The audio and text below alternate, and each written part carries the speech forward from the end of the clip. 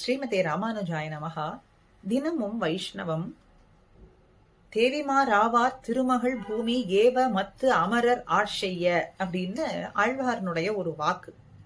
பாசுரத்திலே 8ஆம் பத்திலே எம்பெருமான் உபய விபூதி நாதன், நிலா விபூதிக்கும் நாதன். அப்படி அந்த உபய விபூதியிலே தேவிமார்களோடு எழுந்தருளி இருக்கும் பொழுது நித்தியசூரிகள் அத்தனை பேரும், தேவாதி தேவர்கள் அத்தனை பேரும் எம்பெருமான் இட்ட வழக்காக சிரமேற்கொண்டு செய்யும்படியாக அங்கே இருப்பார்கள் அப்படின்னு பார்க்கிறோம். அப்படி எம்பெருமானுக்கு பிரியமானவர்கள் அநேகம். எம்பெருமானினுடைய பிரியத்துக்கு பாத்திரபூதர்களாக ஆக வேண்டும் அப்படின்னு பிரயத்தனப்படக்கூடியவர்கள் சதா பஷ்யந்தி சூரையகா அப்படின்னு நித்தியசூரிகளை சொல்றோம். அப்படி எம்பெருமானுடைய பிரியத்துக்கே முற்படுபவர்கள் பலர் உண்டு, பிராட்டி உட்பட. ஆன பொழுதிலும் கூட பிரியத்தமகா அப்படின்னு பிரியமானவர் அப்படின்னு ஒருத்தரை குறிப்பிட்டு சொல்றார் சுவாமி ஆளவந்தாரும். அதை ஒட்டியே எம்பெருமானாரும் சொல்றாரே, அவர் யார் அப்படின்னு பார்த்தால் ஸ்வசங்கல்ப மாத்திர அவக்லுப்த ஜெகன் ஜென்ம ஸ்திதித்வம் சாதினே அப்படின்னு ஒரு வார்த்தை, ஸ்ரீமதி விஸ்வக்சேனே அப்படின்னு சொல்றார். இதையே ஆளவந்தாரும் நமக்கு காட்டுறார். பிரியேன சேனாபதினா நியவேதி தத் அப்படின்னு ஒரு வாக்கியம். பிரியேன சேனாபதினா அப்படின்னு பரமபதநாதனை நாம் எப்போது செவிக்க போறோமோ அந்த அனுபவம் எப்பொழுது, அந்த நாள் என்று வரும், இந்த கண்களாலே கண்ணார கண்டு கழிக்கும் நாள் என்று அப்படின்னு மனோரதிக்கக்கூடியவர்கள் பலர். அந்த மனோரதம் இன்னும் அதி வேகமாக இருக்கக்கூடியவர் இந்த ஆளவந்தார். அப்ப சொல்றார், எம்பெருமானை பலபடியாக வர்ணித்து பிராட்டியோடு சேர்ந்திருக்கக்கூடிய சேர்த்தி, அந்த பிராட்டியினுடைய ஏற்றம், குணவாத்சல்யம், இப்படி நல்லா சொல்லிக் கொண்டு வந்தவர் இந்த ஸ்லோகத்திலே பிராட்டியோடு சேர்ந்திருக்கும் சேர்த்தியையும் சொல்லி நித்தியசூரிகளோடு உண்டான சேர்த்தி இருக்கே, அதிலேயும் முக்கியமாக பரிகணிதராய் இருக்கக்கூடிய அனந்த கருட விஸ்வக்சேனாதிகள் தொடங்கி அத்தனை பேரும், கருடர் அத்தனை பேரையும் சொல்லி அதிலேயும் பிரியமானவர் அப்படின்னு இந்த சேனாபதி ஆழ்வார சொல்றார். விஸ்வக்சேனர்னா யார்? சேனை முதலியார். அவருக்கு சேஷாசனர் அப்படின்னு ஒரு திருநாமமும் உண்டு. அப்படின்னா என்ன அர்த்தம்? சேஷாசனர் அப்படின்னா சேஷம், எம்பெருமான் போனகம் செய்த சேடத்தை உண்பவர், எம்பெருமானுடைய சேஷத்தை உண்பவர் அப்படிங்கறதுனாலே அவருக்கு இந்த நிரூபகம், இந்த நாமம் அப்படின்னு சொல்றார்.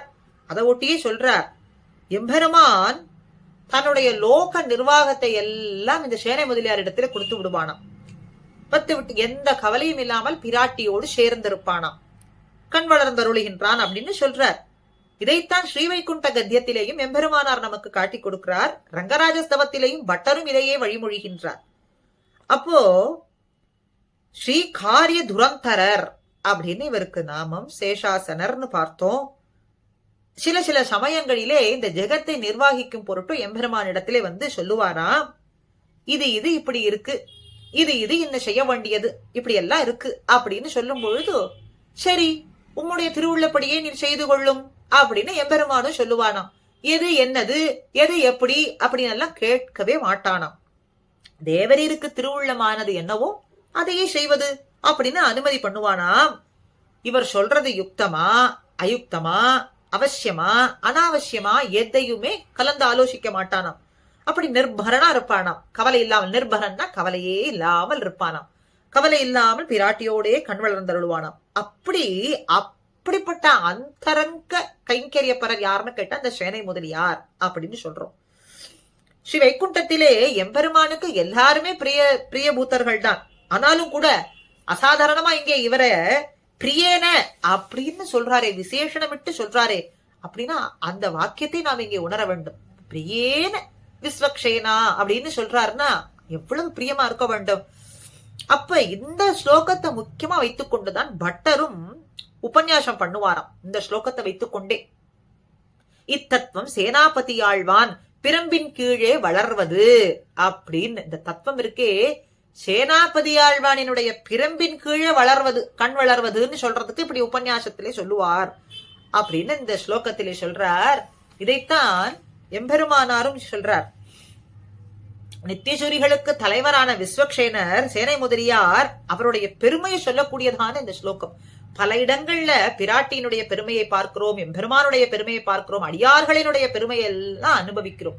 சேனை முதலியாரினுடைய பெருமையையும் நாம் அறிந்து கொள்ள வேண்டாமா? அப்ப இங்க சொல்றார், நினைத்த மாத்திரத்திலேயே ஸ்தாவர ஜங்கம ரூபேன எல்லாவற்றையும் சிருஷ்டிக்கக்கூடிய சக்தி படைத்தவன் எம்பெருமான். சிருஷ்டி பண்றது, சிருஷ்டி ஸ்திதி அப்படின்னு சொல்லும்படியான படைத்தல், காத்தல், அழித்தல் அப்படிங்கறத எல்லாம் செயல்களையும் செய்யக்கூடியவன். ஜகத்து அப்படின்னு அசையாதது, அசையக்கூடியது ஜங்கம. அப்படி எல்லாவற்றையுமே, அசையும் பொருட்கள், அசையாத பொருட்கள், ஜங்கம ஸ்தாவர அப்படின்லாம் சொல்றோமே, ஜகத் ஜங்கமன். அப்படி அண்டத்துக்கு முற்பட்ட பிரகிருதி ஆகட்டும், மகான்னு சொல்லக்கூடிய வஸ்துவாகட்டும், அத்தனையும் படைக்கும் தகுதி யாருக்கு இருக்கு? எம்பெருமான் ஒருவனுக்கே உண்டு. அதுல சந்தேகம் இல்லை. இங்கே நித்திய முக்தர்களுக்கு ஜெகத் வியாபாரம் ஒண்ணுமே கிடையாது. ஏன்னா சிருஷ்டி பண்றது எல்லாமே எம்பெருமான் தானே. பிரம்மா செய்கின்றார்னாலும் அந்தரியாமியா இருந்து செய்ய வைக்கக்கூடியவன் எம்பெருமான் தான். இதுல நித்திய சூரிகளுக்கு ஏதாவது இங்கே செயல் இருக்கான்னா ஒன்னும் கிடையாது. அப்படி பிரம்மாதிகளை கொண்டே இவர் செய்து வைக்கின்றார்னு சொல்றார். இவருடைய மந்திரத்திலையும் விஸ்வஜ்ருஜே, உலகை படைப்பவருக்கு அப்படின்னு ஒரு பதம் இருக்கு. அந்த பதம் யாருக்கு பொருந்தும்? எம்பெருமானோட நாமத்துக்கே சொல்லும்படியா இருக்கு, எம்பெருமானுக்குத்தான் பொருந்தும். ஆனா ஸ்ரீமதி விஸ்வக்சேனேனா கைங்கரிய செல்வத்திற்கு இட்டு பிறந்த சேனை முதலியார் இடத்தில் அப்படின்னா, கைங்கரியம் முதல்ல விஸ்வக்சேனர் இடத்திலிருந்து தொடங்குகின்றது அப்படின்னு சொல்லும் பொழுது எல்லா நியமன செல்வத்தையும் வைத்திருப்பவர். நியஸ்த சமஸ்த ஆத்ம ஐஸ்வர்யம் அப்படின்னு ஒரு வார்த்தை இங்க சொல்றார். எல்லா நியமன செல்வத்தையும் வைத்திருப்பவனை பெரிய திருவடி முதலான கருடன் முதலான அத்தனை நித்தியசூரிகளும் சேவிக்கும்படும்படி அப்படி வந்து சேவிக்கின்றார்கள். அத்தனை பேரும்னா அவர்களுக்கு கைங்கரிய செல்வம் தான். ஜெகத் வியாபாரத்துல ஒன்னும் இல்லைன்னு சொல்லும் பொழுதும் கூட இந்த ஜெகத் நிர்வாகத்திலே என்னது இப்படி செய்ய வேண்டும், இதையெல்லாம் செய்ய வேண்டும்னு எம்பெருமானிடத்திலே வந்து சொல்லும் பொழுது உம்முடைய திருவுள்ளப்படி நீர் செய்து கொள்வது அப்படின்னு சொல்லுவானாம் எம்பெருமான்னா. அப்படிப்பட்ட பிரியதேன அப்படின்னு இங்க காட்டுறார் ஒரு வாக்கியத்திலே. இந்த இடத்துல பிரியேன சேனாபதினா நிவேதிதத் அப்படின்னு அப்படிப்பட்ட அந்தரங்க பூத்தரான சேனாபதியாழ்வானுக்கு ஜகத்தை நிர்வகிக்கும்படிக்கு சில காரியங்களை அவன் இட்டு வைத்திருக்கின்றான். அப்படி எம்பெருமானுடைய கைங்கரியத்துக்கு பாத்திரபூதரான சேனாபதியாழ்வான் அவரே நம்மாழ்வாருக்கு ஆச்சாரியர் ஆரவர் அப்படின்னு. நம்மாழ்வார் நமக்கு பிரபன்ன ஜன கூடஸ்தர் அப்படின்னு சொல்றோம் இல்லையா? அப்படி நம்மாழ்வாருக்கும் ஆச்சாரியரானவர். ஆக நம்முடைய சம்பிரதாயத்திலே ஆச்சாரியன் அப்படிங்கிற அந்த சொல்லுக்கு பல ஏற்றங்கள் உண்டு. ஆச்சாரியன் இல்லை அப்படின்னு சொன்னாலே நாம் எம்பெருமானிடத்திலே சென்று அருளை பெறுவது அப்படிங்கிறது சாத்தியம் ஆகாது. எம்பெருமான் அருளை வழங்க மாட்டான் அப்படிங்கறதுல சந்தேகமே கிடையாது அப்படிங்கறது தான் பூர்வர்கள் நிர்வகித்து சொல்றார்கள். அதனாலே அத்தனை பேரும் ஆச்சாரியனுடைய திருவடிகளை பற்றி அடைந்து உய்வோம், அவருடைய கடாட்சத்திற்கு பாத்திரமாவோம் அப்படின்னு இந்த பதிவிலே பிரார்த்தித்துக் கொள்கின்றேன். ஸ்ரீமதே ராமானுஜாய நமஹா.